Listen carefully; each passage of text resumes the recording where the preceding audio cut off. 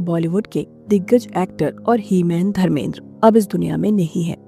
लंबे वक्त से बीमार चल रहे धर्मेंद्र ने 24 नवंबर की सुबह आखिरी सांस ली और परिवार ने बेहद गुपचुप तरीके से उनका अंतिम संस्कार किया। बॉलीवुड के लिए वो बेहद खास थे और उनके जाने के बाद तमाम हस्तियां उनकी यादों को शेयर कर रहे हैं। यूं तो धर्मेंद्र से जुड़े कई किस्से हैं, लेकिन काफी कम लोग जानते हैं कि उनका नाम दिलावर खान भी था। सरकारी कागजों में उनका ये नाम रखा गया और उस दौर में इसकी काफी चर्चा भी हुई। आइए जानते हैं कि धर्मेंद्र ने क्यों अपना नाम बदला था। धर्मेंद्र को हुआ था हेमा से प्यार। बॉलीवुड के सुपरस्टार धर्मेंद्र ने 2 शादियां की थी। उनकी पहली पत्नी का नाम प्रकाश कौर है और दूसरी पत्नी हेमा मालिनी है। अपनी दूसरी शादी के लिए ही धर्मेंद्र को अपना नाम बदलना पड़ा था। पहली शादी के बाद धर्मेंद्र ने हेमा मालिनी के साथ कुछ हिट फिल्में की। इस दौरान दोनों एक दूसरे के करीब आए और प्यार हो गया। ये बात है 1979 की, जब धर्मेंद्र ने हेमा मालिनी से शादी करने का फैसला लिया। हालांकि उनकी पहली पत्नी प्रकाश कौर ने तलाक देने से इनकार कर दिया।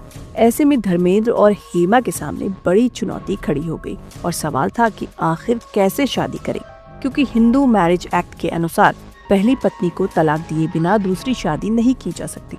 ऐसे में धर्मेंद्र ने धर्म और नाम बदलने का फैसला लिया। धर्मेंद्र ने इस्लाम धर्म कबूल कर लिया और फिर हेमा मालिनी से दिलावर खान बनकर शादी कर ली। इस दौरान कागजों में हेमा मालिनी का नाम आयशा भी रखा गया था। प्यार के लिए धर्म बदलने के फैसले के बाद धर्मेंद्र की खूब तारीफ हुई थी और उनकी जोड़ी को हमेशा याद रखा गया। धर्मेंद्र और हेमा मालिनी का रिश्ता काफी अच्छा रहा और उनकी 2 बेटियां हैं, जिनके नाम ईशा देओल और अहाना है। उस दौर में सोशल मीडिया नहीं था, लेकिन फिल्मी पत्रिकाओं और गॉसिप कॉलम्स ने इस बात को खूब उछाला। धीरे धीरे ये चर्चा इतनी बढ़ गई कि लोग मानने लगे कि शायद ये सच है, लेकिन इसके पीछे एक भी ठोस सबूत नहीं था। न कोई सरकारी दस्तावेज, न किसी धार्मिक संस्था का रिकॉर्ड, न परिवार की ओर से इस तरह का कोई बयान। ये बस एक अफवाह थी जो सालों तक चली।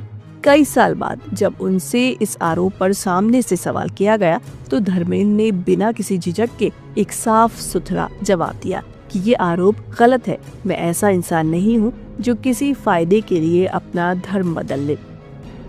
ये वही लाइन थी जिसने पूरी बहस को वही खत्म कर दिया।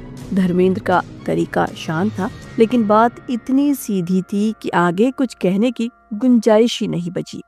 वो हमेशा साफ बोलने वाले इंसान रहे। उनके बारे में झूठ बोलने या बात छिपाने की छवि कभी नहीं रही। इसीलिए जब उन्होंने साफ कहा कि ये गलत है तो लोगों ने उनकी बात पर भरोसा किया और आगे इस मुद्दे पर कभी फिर बात नहीं हुई।